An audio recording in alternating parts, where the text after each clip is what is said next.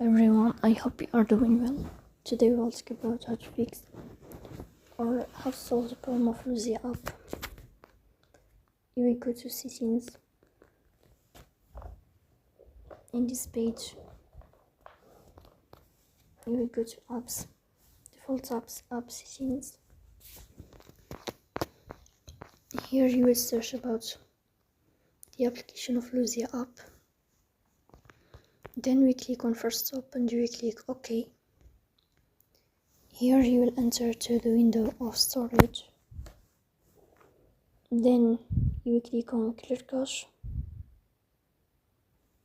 In the end you will turn off your phone and you will wait a moment to restart your phone again to fix that problem. So that's all. Don't forget to support us by like and subscribe. See you next time in another video and thank you for your watching.